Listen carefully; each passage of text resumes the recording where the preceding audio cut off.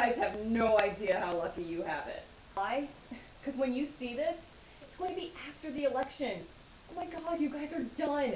I can only imagine what that feels like. Is there cake? I bet there's cake.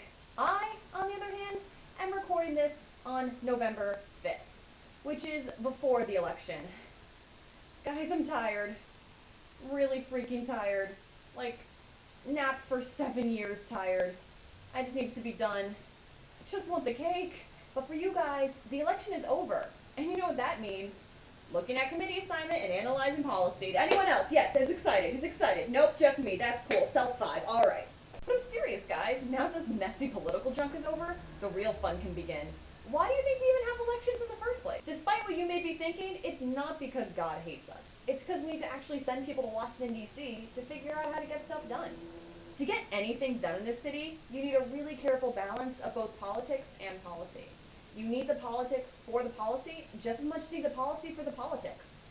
One isn't necessarily better than the other, but they just require different skills and talents. If I were to hazard a guess, I'd say that most people are politics people, even if they don't want to admit it.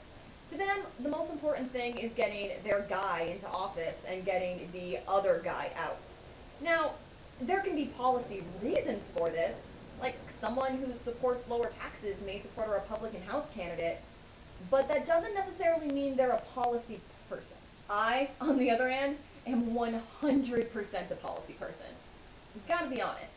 I'm not exactly Biden's teeth here to figure out, who's going to win what House and Senate seats. For me, the real fun comes what's after. How the committees get formed, how the calendar is going to set up, what the House is going to allow in the first 100 days, who the speaker is, more importantly, what kind of flag pin the speaker is going to wear. These are the questions that demand answers, people. And with any luck, that's what I aim to do here. I'm currently a master's student at George Washington University studying, in part, how policy works and when it doesn't. I've spent a large part of my adult life reading and studying about congressional procedure. I'm by no means an expert, more like a geek. A geek who's really fascinated by how this is done, and who loves talking about it. And since most of my friends have pretty much established a cease and desist order, I'm turning to this camera and the entirety of the internet to satisfy that craving. But why talk about policy? Honestly, because I think it's a thing very few people really care about and understand. Oh, they may think they do, but they don't. Here, I'll give you an example. People want to talk about the Affordable Care Act, right? Obamacare? What if I told you that the real problem these days is that younger, healthy people are choosing HMOs over PPOs, and that's bad for the economy, and that's why the premiums are going up? Still following? Still keeping up with me? The answer is no. And how do I know that? I just made that up. I don't know about what's happening. I just threw in a couple of words I knew about healthcare. But you believe me, right? Right? Please say yes, that's the only way this works. The point I'm trying to make here is that policy is extremely nuanced and complicated. Most people think of policy in terms of, I want lower taxes, or I want more affordable education. Well, guess what, you punks? That's not policy. That's politics. Those are statements that elected officials can say, oh, elect me and we'll make this happen. Policy would be talking about, what rate those tax cuts are going to be at, or, how to subset those education fees and where that money's going to come from. Politics is the idea, and policy is the plan. And I really love the plan. And just so we have an understanding, there's nothing wrong with not understanding this stuff.